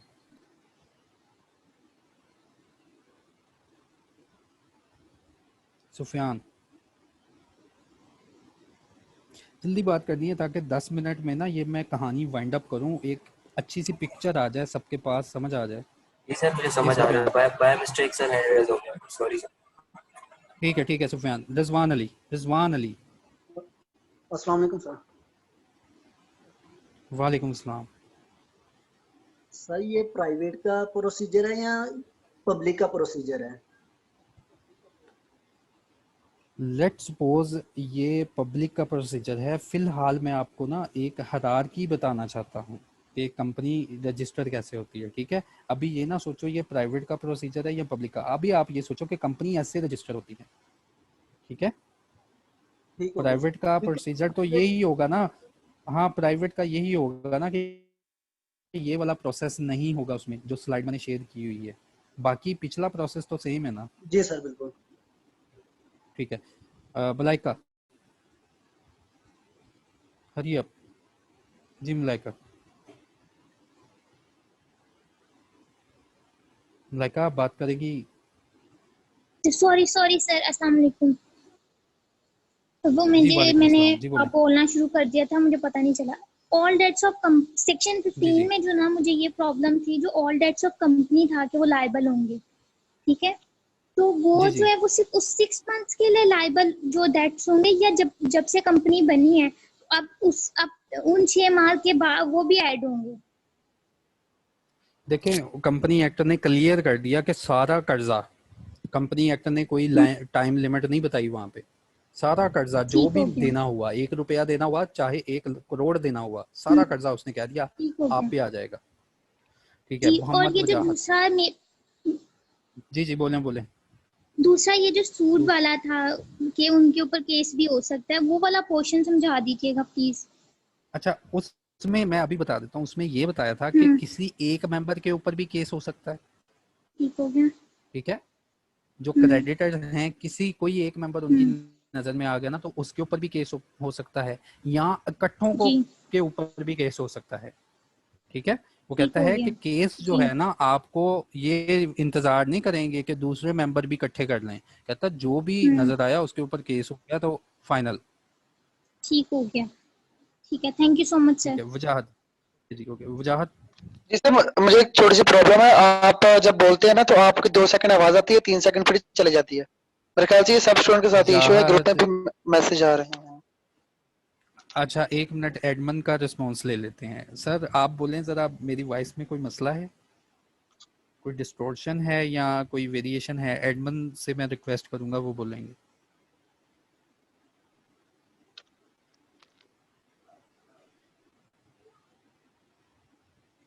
जी सर, आपकी आवाज़ अभी तक कटी तो कोई नहीं है। जो स्टूडेंट को इशू आ रहा है वो अपना इंटरनेट चेक कर लें, इंटरनेट पे इशू हो सकता है आपकी तरफ, उसमें आवाज़ कट जाती है। जी चलें, ठीक है sir, thank you sir, so nice of you. Usman बात करेंगे। उस्मान जल्दी हरी अब कंक्लूड करना है ताकि मैं ये एक अच्छी सी एक समरी बना लूँ, जो कंपनी में हायरार्की है और कंपनी की जो फॉर्मेशन है उसको क्लियर कर दूँ। अस्सलाम वालेकुम सर। जी मेरे उस्मान, वालेकुम अस्सलाम। के ये सर जी जी जब ये जो मेंबर्स रजिस्टर होने जाएंगे एसएसीपी के पास, ये एमओए और एओए जो ये जमा हाँ जी, करवाएंगे, उस टाइम अपने एसेट्स भी जी शो जी। करवाएंगे कि हमारे पास इतना बैंक स्टेटमेंट है, ये बिल्डिंग है और ये देखें देखें हमारे देखें देखें उस्मान उस्मान उस्मान उस्मान, अभी ये बातें अपने पास रखें। मैंने कहा कि वो सारी बातें हमने पढ़नी हैं। अभी ये सोचो कैसे, जैसे मैंने आपसे नहीं पूछा कि उस्मान तुमने आईसीएमए में रजिस्ट्रेशन कैसे ली, अब तुम मुझे बताना शुरू कर दो सर मैंने पहले बीकॉम पास किया, मैं उसकी डिग्री उठाई, मैं बाइक पे बैठा, मैंने वहां पे जाके प्रूफ दिया मैंने बीकॉम किया, ठीक है। ये सारे प्रोसीजर अपनी जगह मौजूद हैं, लेकिन मैंने कहा उस्मान के इन बंदों ने एमओए साइन किया, रजिस्टर करवा लिया, बस, ठीक है। वो डॉक्यूमेंट्स हैं क्या, वो डॉक्यूमेंट्स की रिक्वायरमेंट है क्या उस्मान, अभी पढ़ना है। लेकिन जब जो एरिया मैंने स्टार्ट करना है ना, उसके लिए मुझे इतनी अंडरस्टैंडिंग उस्मान चाहिए कि इन लोगों ने कंपनी कैसे रजिस्टर करवाई, बस। Thank you sir. Farhan Iqbal बात करेंगे। सर जो मेंबर्स रिड्यूस होने की सूरत में लाइबिलिटी थी, वो जो आपने स्लाइड शो की थी उसमें लिखा हुआ था कि कॉन्ट्रैक्टेड ड्यूरिंग दैट पीरियड। तो अभी मिस जो थी एक मलाइका, मिनट उनका क्वेश्चन था। अच्छा 1 मिनट सर, मैं वो ना दोबारा पढ़ लूँ। सॉरी सॉरी अगर मैंने जी प्लीज। मिसगाइड किया हो, मैं उसको दोबारा दोबारा जो है निकाल देते हैं अभी। जी सॉरी फॉर प्लीज। दैट। मैं जो है ना जोशे खदाबत में लगता है मैंने जो है ना गलत बता दिया। Every person who is the member of company during the time that it so carries on business after those 6 month। हाँ जी, contracted during that time। Sorry, ये मलाइका ने पूछा था कि सारे डेट के ऊपर, सॉरी ये मैंने लाइन स्किप कर दी थी, कि सिर्फ और सिर्फ वो उस कर्जे के लिए वो लायबल होंगे जो कि 6 मंथ के बाद जो है, आफ्टर दो 6 मंथ के बाद अगर कोई इन्होंने लाइबिलिटी कंपनी पे अराइज की है कंपनी को कैरी ऑन करने के लिए, तो आफ्टर दो 6 मंथ, सॉरी मैं अपने अल्फाज वापस लेता हूँ, तो आफ्टर दो 6 मंथ अगर इस कंपनी के ऊपर कोई लाइबिलिटी अराइज होगी तो ये बंदे जो भी मौजूद थे इस कंपनी में वो लायबल होंगे। थैंक यू फरहान इकबाल साहब।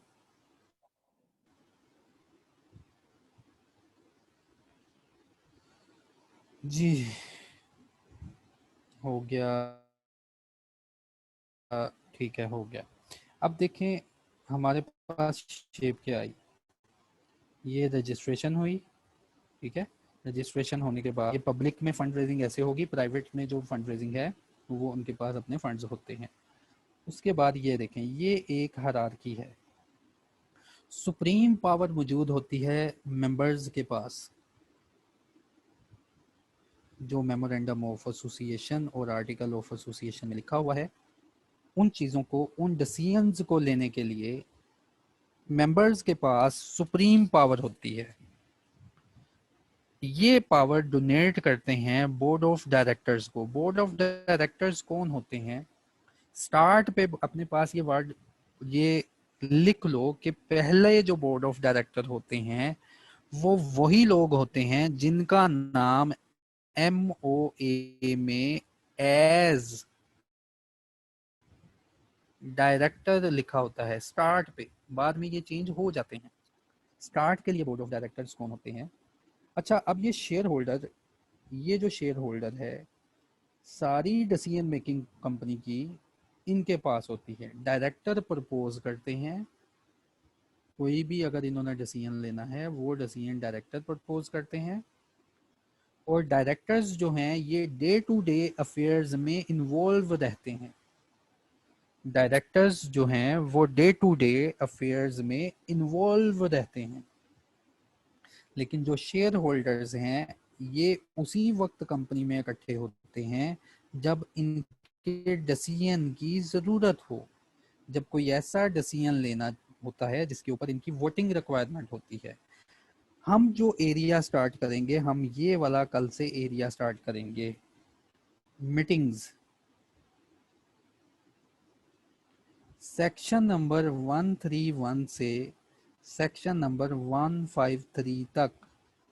ये कोई 21-22 लेंथी सेक्शन हैं जो कि कंपनी की मीटिंग्स के ऊपर होते हैं कि कंपनी की मीटिंग्स कैसे होंगी, वो कौन कौन से मैटर्स हैं जिनके ऊपर वोटिंग रिक्वायर होती है, वो कौन कौन से सर्कमस्टांसेस हैं जिनमें मीटिंग को बुलाया जाएगा, वो कौन कौन से तरीक़ाकार हैं जिनसे वोटिंग ली जाएगी, और वो कौन कौन से तरीक़ाकार हैं जिनसे इन वोटिंग को रिकॉर्ड किया जाएगा। सेक्शन नंबर 131 से 153। अब ये बोर्ड ऑफ डायरेक्टर्स जो हैं इनका कंपनी में क्या किरदार होगा, इनका रोल क्या होगा, इसके ऊपर रेगुलेशंस जो कंपनी एक्ट में मौजूद हैं वो स्टार्ट हो जाएंगी 1542, जिसमें CEO की भी रेगुलेशन है। अच्छा, अब ये बोर्ड ऑफ डायरेक्टर हैं, ये एक ऐसा बंदा अपॉइंट करते हैं, एक ऐसा बंदा बोर्ड ऑफ डायरेक्टर अपॉइंट करते हैं। याद रखना है एक बात, मैं फिर दोबारा अगेन आपको बता दूं कि जिन लोगों ने कंपनी बनाई थी वो भी तो कंपनी के मेंबर हैं ना। याद रखना कि ये जो ऊपर 5 लोग नजर आ रहे हैं ना, ये नीचे अवाम में भी मौजूद हैं कहीं। ये कंपनी के मेंबर्स भी हैं, ये कंपनी के डायरेक्टर्स भी हैं। डायरेक्टर की बहुत ज़्यादा टाइप्स हैं, वो जब डायरेक्टर पढ़ेंगे ना तो मैं आपको डायरेक्टर का रंग भी दिखा दूंगा कि डायरेक्टर होते कितनी किस्म के हैं। याद रखना है डायरेक्टर कंपनी का मेंबर है। अभी तक ये सिर्फ याद रखना कि डायरेक्टर कंपनी का मेंबर है। कल को जब मैं पढ़ाऊंगा ना तो मज़ीद डायरेक्टर की एग्जाम आ जाएंगी, लेकिन अभी के लिए सिर्फ आपने ये याद रखना है कि डायरेक्टर भी मेंबर हैं। डायरेक्टर जो है एक पर्सन को अपॉइंट करते हैं, वो पर्सन इनमें से भी हो सकता है, ये पर्सन कोई बाहर का बंदा भी हो सकता है। ये पर्सन जो है ये कहलाता है सीईओ। इसको अपॉइंट किया जाता है कि हमारा आइडिया था, हमारा बिजनेस है लॉजिस्टिक का, तुमने इसके ऊपर काम करना है, ये सारी कंपनी तुम्हारे पास पड़ी हुई है, इसमें डिफरेंट सेक्टर्स हैं, इसमें जीएम अकाउंट्स बैठा है, उसके पास सारा अकाउंट्स है, इस कंपनी में जीएम मार्केटिंग है, सारी मार्केटिंग है, तो तुमने इस कंपनी को परफॉर्म करवाना है। आप सीईओ को बोल सकते हैं कि ये एक परफॉर्मेंस लिंक होता है कंपनी के दरमियान और बोर्ड ऑफ डायरेक्टर्स के दरमियान। डायरेक्टर्स और सीईओ के ऊपर हमने सेक्शन जो पढ़ने हैं वो 154 से लेकर 203 ये पढ़ने हैं, और इसके बाद मैं आपको करवाऊंगा कोड ऑफ कॉर्पोरेट गवर्नेंस।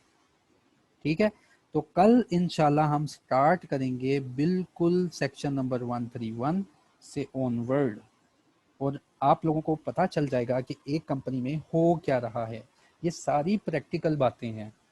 इसका मैं साथ साथ आपको प्रूफ भी दूंगा कि यार ये देखो, ये एक बैंक में मीटिंग हुई थी तो उन्होंने कैसे कॉल की। फिर आपको टास्क भी दिया जाएगा कि आप भी ऐसा कोई नोटिस बना के मुझे दें।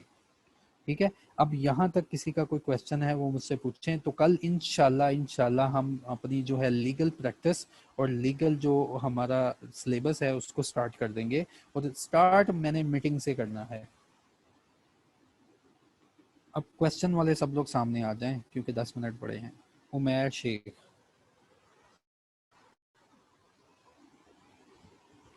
उस्मान शेख, सॉरी उस्मान शेख, उस्मान शेख,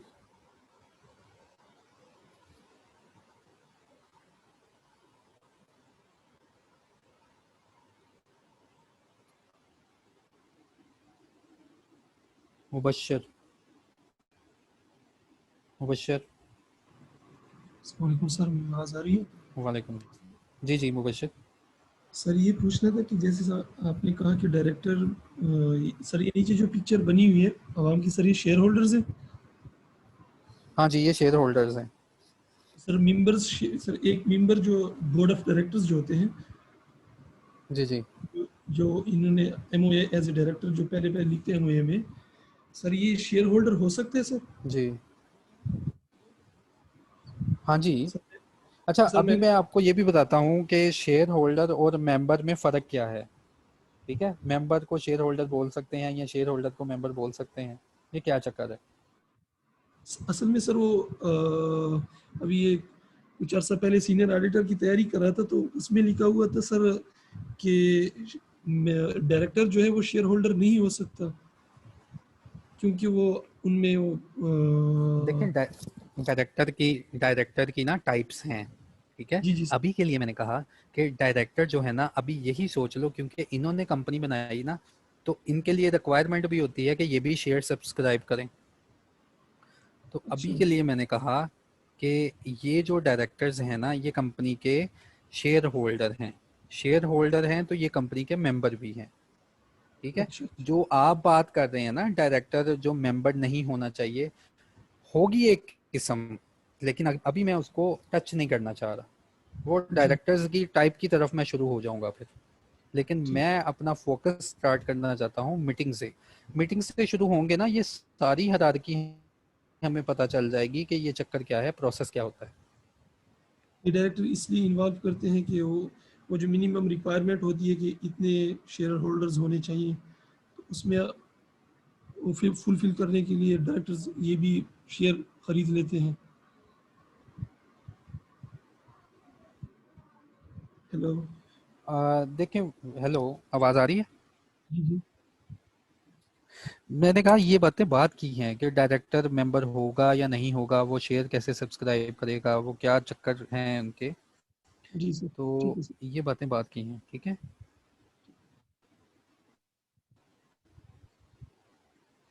अच्छा जी, सिद्धार्थ, सिद्धार्थ बात करेंगे। हेलो, अस्सलाम वालेकुम।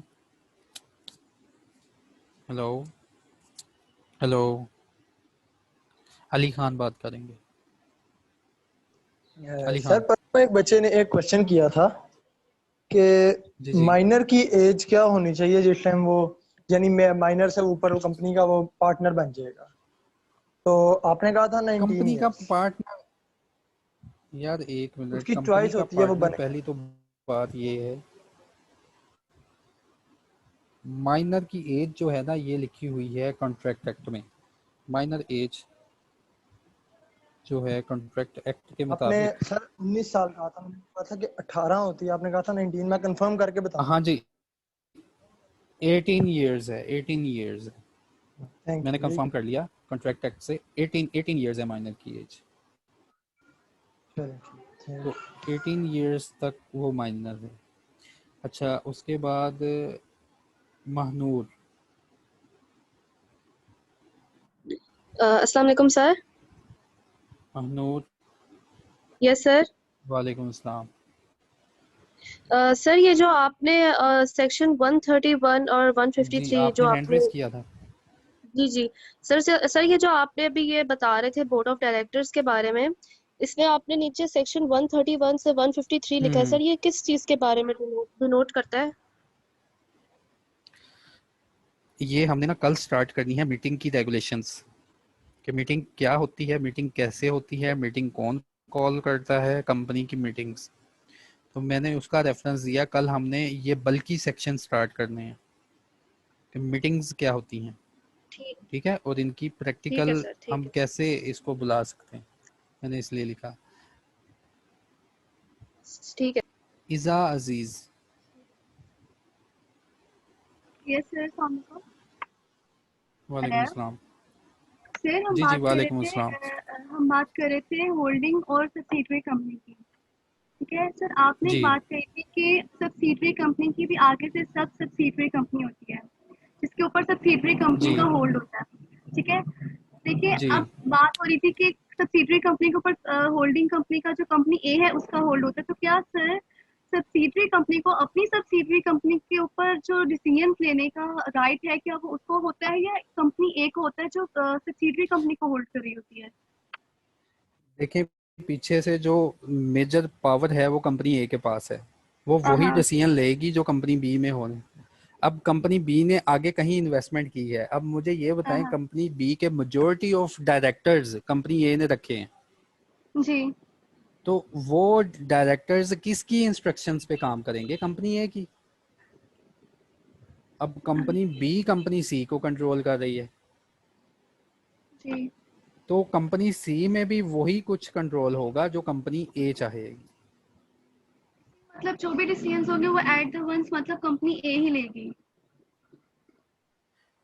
कंपनी ए उन डिसीजंस को इन्फ्लुएंस कर सकती है, अपने जो वो डिसीजन लेने होंगे उनको अप्रूव करवा सकती है, ठीक है। जी thank you sir. Okay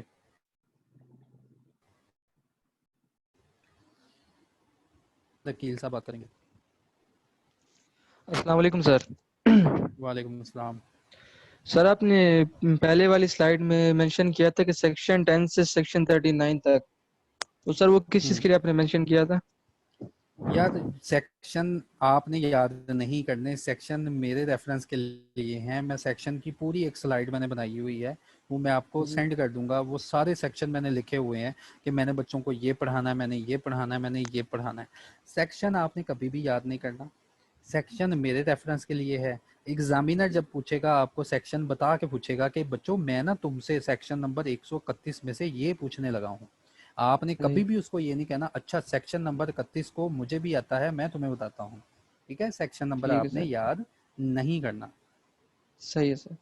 section सिर्फ मेरे रेफरेंस के लिए है, आपने सिर्फ अंडरस्टैंडिंग एक्वायर करनी है लॉ की। जी सर। सर आपने उस पर हेडिंग लिखी साबिर। थी ना, तो मैं वही हेडिंग पूछना चाह रहा हाँ था। जी वो मेरे रेफरेंस के लिए है, कल को कोई आपसे ठीक पूछ है ले कि सर। कहाँ पढ़ रहे हो, तो आपको हल्की सी तो अंडरस्टैंडिंग होनी चाहिए ना कि यार इतनी रेंज में हम पढ़ रहे हैं। साबिर सही। लोधी साहब। अस्सलाम सर। वालेकुम सलाम। हेलो सर मैंने पूछना था जी वालेकुम लिमिटेड अस्सलाम। By share, sir limited by share company में अगर शेयर वैल्यू की प्राइस फुल पेड हो तो वाइंड अप पे लायबिलिटी होती है? नहीं, कोई नहीं होगी।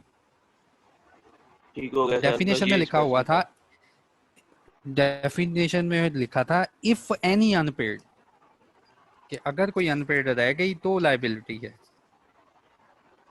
ठीक है, ठीक हो गया सर, थैंक यू। वास्ती साहब बात करेंगे, सबूर वास्ती साहब।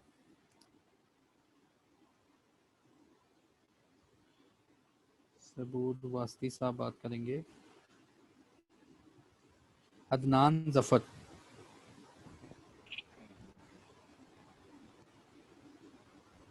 अदनान जफर की वॉइस क्लियर नहीं।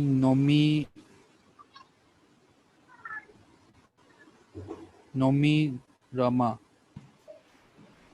अस्सलाम वालेकुम सर। वालेकुम अस्सलाम। सर वो आपने जो ग्रुप बनाया है असाइनमेंट सेंड करने के लिए, उसके अंदर ऐड कर दें मुझे। ठीक है, वो मैं आप मैसेज आपको ऐड कर लेंगे, जो है ना एडमिन के लोग। अच्छा मलाइका, जल्दी पूछें, अब क्लास का टाइम ऑफ होने वाला है। मलाइका। सर वो गलती से हाँ हैंड रेज हो गया था। ठीक है, सुफियान।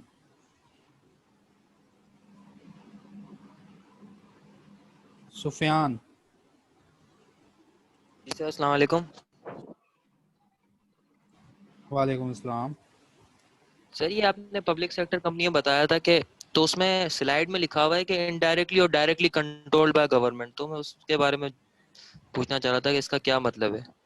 उसमें यही है कि जैसे डायरेक्टली या इनडायरेक्टली, जैसे अभी मुझसे किसी ने क्वेश्चन पूछा था ना, कंपनी ए है, कंपनी जो है बी है, और बी आगे कंपनी सी है, तो कंपनी का जो इनडायरेक्ट कंट्रोल होता है सी पे, वो ऐसे होता है। ठीक है, पर पब्लिक सेक्टर Directly कंपनी खुद बनाने के लिए तो investment सर 51% चाहिए, तो वो तो डायरेक्ट कंट्रोल होगा ना उसके पास। 51% ले लिया उसका तो देखिए सब्सिडी पब्लिक सेक्टर कंपनी क्या है, पब्लिक सेक्टर कंपनी ऐसी कंपनी जिसमें गवर्नमेंट खुद इन्वेस्टमेंट करे, फेडरल गवर्नमेंट खुद इन्वेस्टमेंट करे, या अपने किसी अदारे के थ्रू इन्वेस्टमेंट करवा दे, या अपनी किसी प्रोविंशियल गवर्नमेंट के थ्रू इन्वेस्टमेंट करवा दे। ठीक है, वहां पे डायरेक्ट और इनडायरेक्ट का ये चक्कर है। इसका कोई एग्जांपल, अब क्लास का टाइम तो ऑफ हो गया, मैं इंशाल्लाह इसकी प्रैक्टिकल एग्जांपल आपको बता दूंगा। ठीक है, पब्लिक सेक्टर की और ठीक है सर, जो इसकी इनडायरेक्ट इन्वेस्टमेंट है उसकी। ठीक है, ठीक है सर। इसके बाद होपफुली सबके हैंड जो हैं वो जवाब मैंने सबको दे दिया। तो भाई सबसे मेरी रिक्वेस्ट ये है कि एक सोशल नेटवर्क बना लिया जाए अपना। जितने ये ऐसे क्वेश्चन है ना, ये छोटे छोटे क्वेश्चन, आप मुझसे ऐसे उस ग्रुप में पूछ सकते हैं, ताकि हमारी क्लास का जो टाइम है वो स्मूथ चलता रहे। तो इंशाल्लाह कल हम स्टार्ट करेंगे जी कंपनी मीटिंग्स, और सेक्शन नंबर 131 से ऑनवर्ड हम चलेंगे। अस्सलाम वालेकुम सर। थैंक यू, अल्लाह हाफिज। वालेकुम अस्सलाम। सर मेरा एक क्वेश्चन था।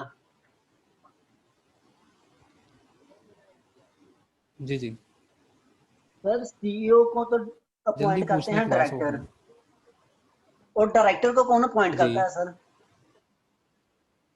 शेयर होल्डर अपॉइंट करते हैं। ठीक है, थैंक यू वो अपॉइंट करते हैं। इंशाल्लाह ये भी क्लियर हो जाएगा, मीटिंग स्टार्ट होने दो, फिर आगे पता चल जाएगा कि डायरेक्टर कैसे आते हैं। Thank you sir.